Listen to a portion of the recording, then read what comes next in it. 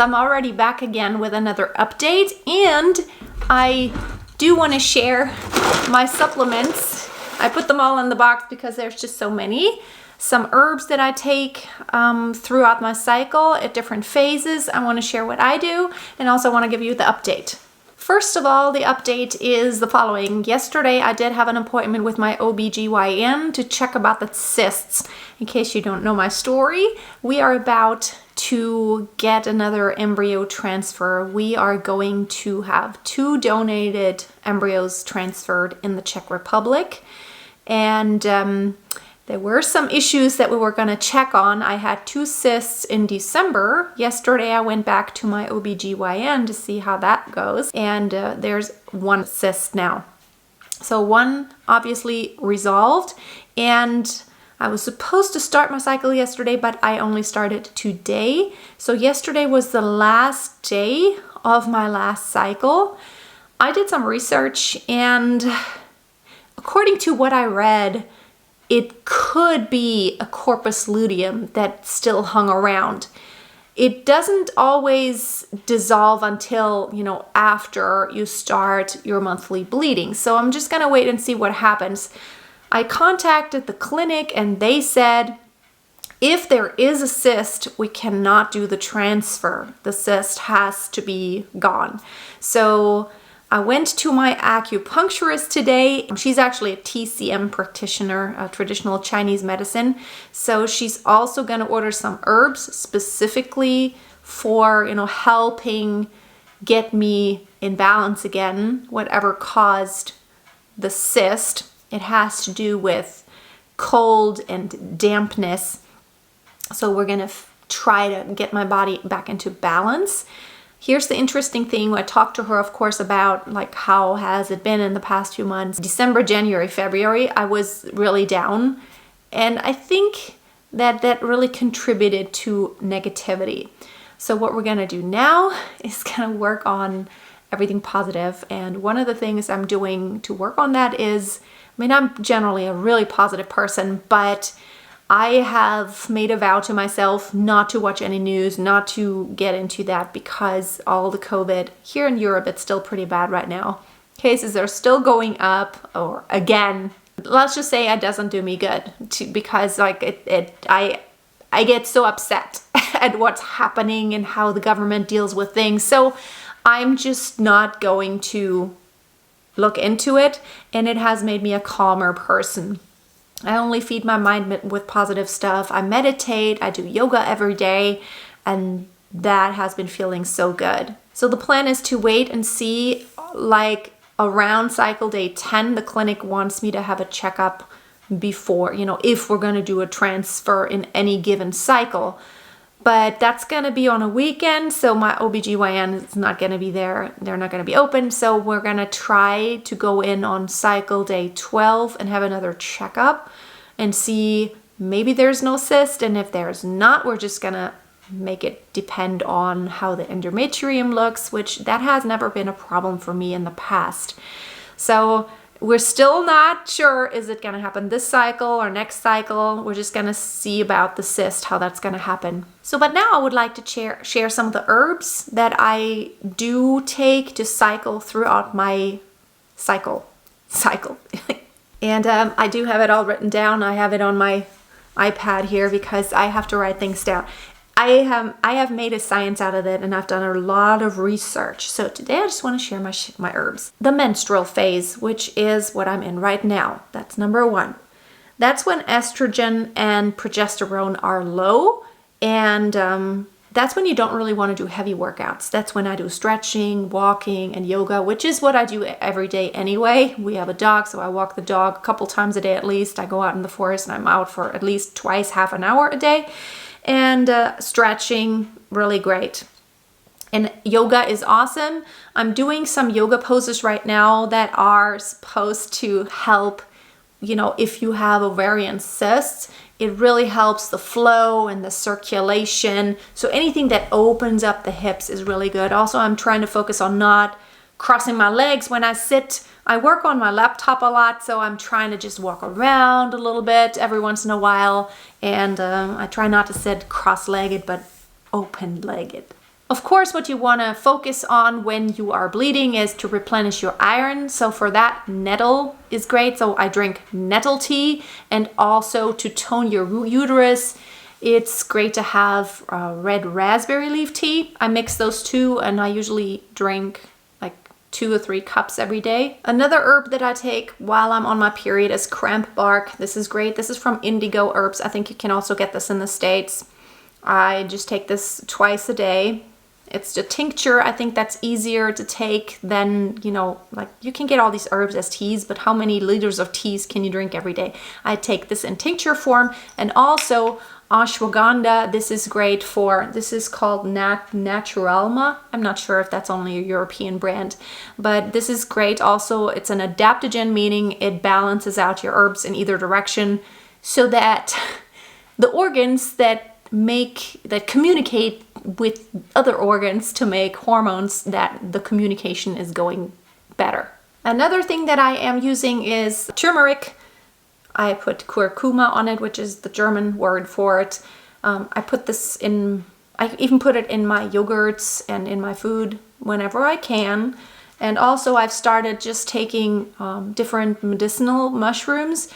Specifically for the menstrual phase, chaga mushrooms are good, but I just have this complex. There are, let's see, blend of 8 mushrooms with turmeric and ginger. So there you got it. It's all in there. And this one has, I can't even read it because this is written on there so tiny. It's not bright enough here in this room. I can't read it. But there is chaga, lion's mane, reishi mushrooms. These are supposed to be so awesome, so I guess it can't hurt. So I'm trying these out also. Another thing that I wrote down is bone broth, avocado, ground flaxseed. So like omega-3s are really great for your body during the menstrual phase. Sprouted pumpkin seeds, all great. And I think these are all yummy anyway. Bone broth is great. I get bones from the butcher and I just cook it overnight in the crock pot.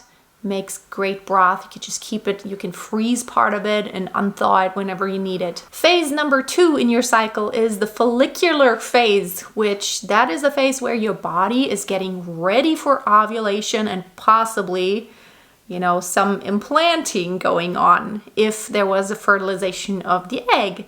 And so during this phase, you want to, of course, build up, you don't want to support the endometrium so it's nice and lush and thick so that the embryo can implant if there was a fertilization. This is also the phase when estrogen and progesterone are rising slowly. And this is when I do flow yoga, hiking, walking, and jogging. This is really the phase where you can do a lot of working out and, you know, doing more physically demanding stuff. I also feel it's the phase where I have a lot of energy. And some herbs to support is also still nettle tea because you're still needing iron.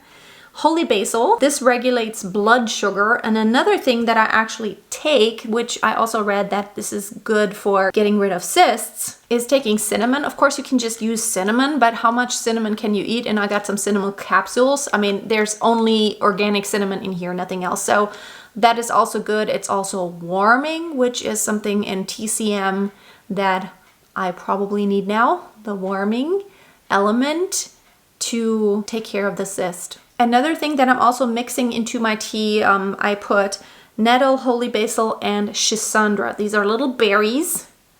Didn't put them in here. Little berries, they're dried and you just put a few of them in. I let my tea sit for a long time. I put the tea leaves in, put water over and let it stand for about 30 minutes at least. And then I put it in a thermos and then I have 3 cups or so throughout the day. Okay, when it comes to foods, this is what I wrote down. Probiotics are great. Fiber is great. Zinc, which I take every day anyway. Vitamins E and B. And for that, cruciferous vegetables, sprouted and fermented foods. I do love sauerkraut. I make my own sauerkraut sometimes. So fermented foods are always great. You could do kombucha, kimchi, whatever you like. Flaxseed, sprouted pumpkin seeds are awesome. Oats, mung beans. I love mung beans. The green ones, chicken and eggs, lemons, limes, watercress, parsley, B12, omega-3. One other thing that I actually start taking in the follicular phase is red clover. Red clover really helps you with ovulation. It really strengthens your ovulation, and I used to only take it right around the days of ovulation, but I read that it's actually good to take it during follicular phase already too. So meaning right after your bleeding stops, that's when your follicular phase starts. Your ovulatory phase, the corpus luteum, is responsible for producing more progesterone, which keeps a pregnancy intact if you were pregnant. And but it's not only the corpus luteum that's responsible for the progesterone. Your ovaries also do something. So you always want to support the entirety of your body, every single organ. So like your brain and everything that continues to work together and communicate with the rest of your body. Always your gut. Your gut is just extremely important also. That's why healthy eating overall is so important. During the ovulatory phase, I feel like I also have a lot of energy. So I do hit workouts, running. Yoga is really great. This month I'm really focusing on a lot of yoga. And of course you can do different levels of yoga. You can do more of a stretching, relaxing yoga, but you can also do power yoga, which will give you an amazing workout. And it will also tone your muscles. Asparagus, spinach, figs, dandelion, raspberries, dates, apricots, quinoa, lentils, fermented foods. These are all things that I wrote down are awesome in ovulatory phase. And also continuing the red clover. This is when I start taking maca. Maca is also an adaptogen. I love mixing it into my yogurt or into, like foods that I take, or sometimes I have some smoothies. You can mix it in all kinds of things. So you can also take it as capsules. I have some of my herbs as capsules, some as tea, and some as, just a powder. So how many capsules do I want to take a day? Some are in tincture form, so I just put some drops in a little bit of like a glass of water, and then I just drink it. I think it just keeps a variety. Another herb that I wrote down is good for ovulation is shatavari. I have ordered it, but I haven't taken it yet. We'll see how that goes. Now, after ovulation, after you have confirmed your temperature has risen, that's when we get into the luteal phase, which is really important to maintain a pregnancy if you have gotten pregnant. And I think the luteal phase is even so important for the next cycle that comes up. So that's when the progesterone is high. I wrote down Pilates and strength training, power yoga, but I just feel my body. I think it's important to just feel into your body and see what is the energy level today? What is good for me? And so I'm just reading my notes because there's so much that I want to share. I don't want to forget anything. During the luteal phase, it says Vitex, but I actually wanted to show you.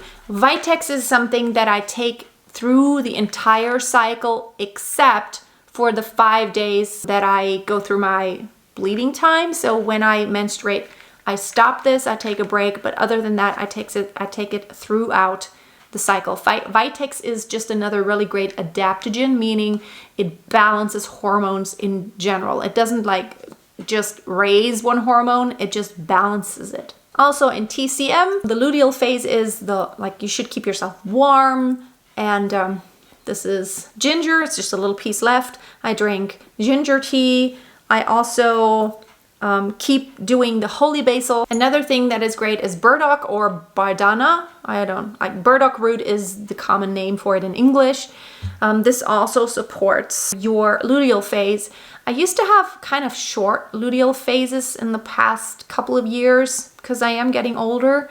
I'm turning 47 next month, but I found that everything that I've been doing, it has really improved my luteal phase, which is a good thing. If it's too short, then you wouldn't have enough progesterone to maintain a pregnancy. And again, luteal phase, ashwagandha and maca and the Vitex, these are really great adaptogens, and I think you could take them throughout, but I think just pausing and reintroducing it just helps your body to not get used to the same, because not every day is the same and not every phase is the same. You have different needs, need different nourishment. Walnuts are also really great during this phase. Omega-3s are important. And now I'm going to share a few other things that I take.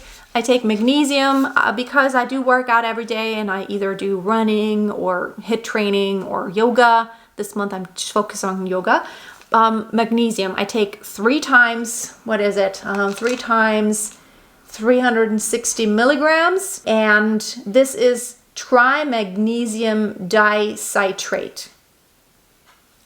I read that this is the best for your body to absorb. Another thing you can do though that is really great is to soak like in a hot bath with Epsom salt. That is really relaxing and your body absorbs magnesium through your skin. And of course, let's not forget D3. Vitamin D3 is so important for so much, for your immune system, for your bone health, for your teeth, for so much. So because we live, in Germany we live quite far north and we don't have that much sunlight in the winter. In the winter we're depleted anyway. I had my D3 level tested last year around November, and that was actually after a nice long summer. And I'm outside a lot. I really am outside a lot because I walk a lot and I run a lot. I work out outside a lot, and I'm outside with the kids a lot. I'm in the yard a lot and do garden work. And I had been taking D3 supplement, and even for me, my levels were at 32, whatever the unit is. I don't know right now, but 30 is the minimum that is good for you. So between 30 and 50. A lot of scientists say nowadays it's even better if it's higher. I've been taking 4,000 international units. Is that what it is? Or IE? Whatever. 1,000. One drop of this has 1,000, and I've been taking 4,000 units every day. And I even give Romy 1 drop of it every day. Talked to our pediatrician, and he says it's a good thing also for kids, especially now with, COVID going on. It's really good to do everything you can for your immune system. One other thing I'm doing is going to be castor oil packs. That's another thing my TCM practitioner talked to me about today. I do that, and then I do like a self massage. That can also help resolve the cyst because it does help circulation overall. Now here's another thing that my doctor said about the cyst, which makes me suspect it could have been a corpus luteum that, at the end of the cycle is naturally still there, that then dissolves when the next cycle goes on. So I'm confident that it might be resolved when we check in a couple of weeks. He said that it has good circulation, so there's blood pulsing through it, which means it's not dead matter. I don't know anything about it really. I read a lot of studies, but I looked at some pictures online, and I'm gonna put the picture of my cyst right here so you can see it all. First of all, let me give you, these were the 2 cysts in December. They were like 2 right next to each other. And this is the cyst that we just now saw yesterday, which looks the same, but also it looks very nice and round and plump. I don't know. I don't have a lot of experience, but I looked online and I found some ultrasound photos of a corpus luteum, and it looked very much the same. So I hope that it does resolve, and we're so excited. I really would love to do the transfer this month, but I of course want everything to be balanced in my body, and I want to give it the best start. There's no quick fixes if there's something that really needs some time to resolve or to heal. So I'm all for hurry up and slow down, or slowly hurry up. It's really, we need patience, but on the other hand, it's like, okay, I'm getting older all the time, and I want it, like, if this time it doesn't work out and we need to try again, what if I have another miscarriage? I don't count on it, but still, these are all the thoughts that go through my mind, and I don't want to lose any time. But at the same time, I'm thinking, if I rush too much now and I don't make sure everything is at the best possible baseline, then I might jeopardize the next try, and it costs money, and it's also, there's so much hope that goes into it. And of course, I would rather wait 1 more month or even 2 more months if that means that my chances are much better because my body is totally ready for it. I'm gonna do a few more fun videos because I do want to keep you updated and just share whatever is going on. And I did forget to take my camera. I'm going to take my camera next time I'm doing like my maybe acupuncturist appointment. I think it's kind of fun. Today it was kind of crazy. Whenever she hit me with the needles, she did some on my feet, my leg, and my tummy, and my hands. Oh my goodness. I mean, I had done acupuncture several times before, last year before our transfer and after the transfer, and we were successful with the transfer. Of course, it ended up in a blighted ovum, but it did implant. But today it was, oh my goodness, she hit the right points, and it was like, ugh.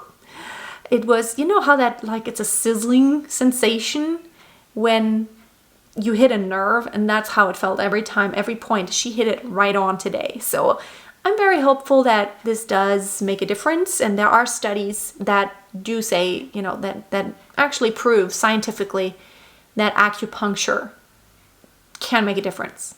Thank you for watching. Sorry, it was a long one today, but I hope you'll be back for my next video.